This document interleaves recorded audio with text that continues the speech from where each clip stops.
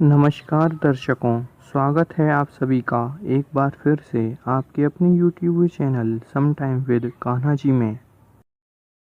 भगवान विष्णु के परमावतार श्री कृष्ण तथा असुर कन्या कामकंटिका में क्यों हुआ था महाप्रलयंकारी युद्ध, जानेंगे आज की इस वीडियो में। कामकंटिका माता कामाख्या की परम भक्त होने के साथ साथ वह प्राग ज्योतिषपुर के राजा असुर सम्राट महाबली मुरा की पुत्री थी। इसी कारण कामकंटिका का एक नाम मौरवी भी था। असुरों का राजा मुरा जन्म से ही महाबली होने के साथ साथ मायावी विद्याओं का ज्ञाता भी था। कामकंटिका अपने पिता से अत्यंत स्नेह रखती थी। इसी कारण उसने माता कामाख्या को अपनी निष्ठावान व सच्ची पूजा भक्ति से प्रसन्न किया व अपने पिता असुर सम्राट मुरा के लिए एक दिव्य कवच माता से वरदान स्वरूप प्राप्त किया। पुत्री की भक्ति से प्राप्त मायावी कवच से मुरा की शक्ति कई गुना बढ़ गई तथा उसका अंत लगभग असंभव हो गया। अपने आप को अजय जानकर असुरों के राजा मुरा ने तीनों लोकों में अपना आधिपत्य स्थापित कर लिया तथा मुरा के अत्याचार से परेशान समस्त देवतागण भगवान श्री कृष्ण के दरबार में द्वारिका जा पहुँचे। श्री कृष्ण के दरबार में आकर जब देवताओं ने अपनी आप बीती श्री कृष्ण व भैया बलराम को सुनाई, तब वह देवताओं की सहायता के लिए तैयार हो गए। श्री कृष्ण ने द्वारका की सेना के साथ मुरा की राजधानी प्राग ज्योतिषपुर पर आक्रमण कर दिया। भगवान श्री कृष्ण व असुरों के राजा मुरा में घोर युद्ध हुआ। मुरा ने अपनी समस्त मायावी शक्तियों का प्रयोग श्री कृष्ण पर कर लिया, परंतु वह श्री कृष्ण का बाल विवाह ना कर सका। परंतु श्री कृष्ण भी मुरा के दिव्य कवच को भेद पाने में असमर्थ थे।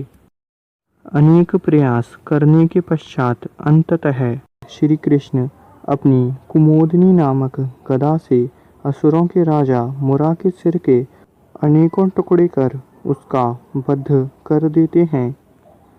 मुरा नामक दैत्य का वध करने के कारण ही श्री कृष्ण का एक नाम मुरारी भी पड़ा। जब अपने पिता की मृत्यु का समाचार असुर कन्या कामकंटिका को प्राप्त हुआ, तब कामकंटिका प्रतिशोध की भावना से श्री कृष्ण व उनकी संपूर्ण सेना का विध्वंस करने युद्ध भूमि पर टूट पड़ी। कामकंटिका असुर कुल की तो थी ही, परंतु माता कामाख्या की परम भक्त होने के कारण उसने माता कामाख्या से मायावी व समस्त तांत्रिक विद्याओं का ज्ञान प्राप्त कर रखा था। इसी कारण राक्षसी कामकंटिका अपने पिता से भी अधिक बलवान व मायावी थी। रणभूमि में असुर कन्या कामकंटिका ने अपने एक ही प्रहार से द्वारका की समस्त सेना को पत्थर का निर्जीव बना दिया।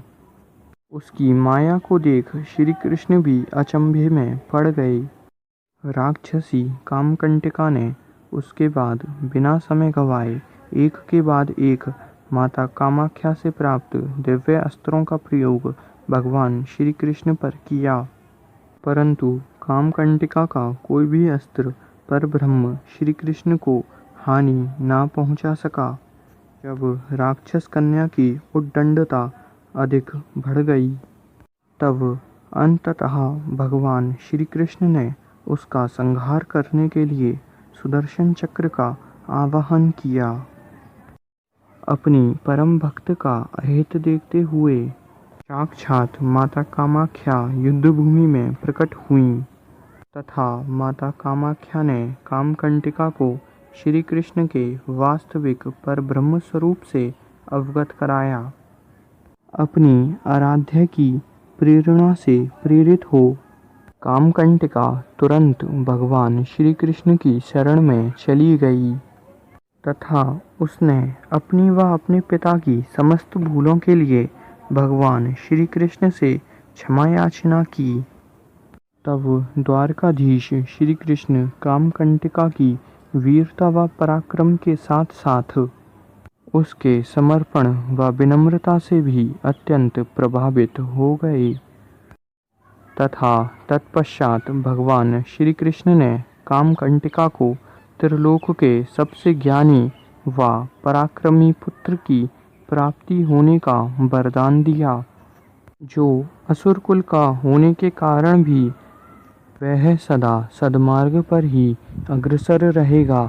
अतः इस प्रकार एक असुर कन्या कामकंटिका ने अपनी समर्पण व भक्ति से माता कामाख्या व श्री कृष्ण दोनों की कृपा प्राप्त की। दोस्तों, उम्मीद है आपको यह वीडियो अच्छा लगा। वीडियो को ज़्यादा से ज़्यादा लाइक व शेयर करें तथा चैनल को भी सब्सक्राइब करें। मिलते हैं अगली वीडियो में, तब तक के लिए जय श्री कृष्णा, राधे राधे।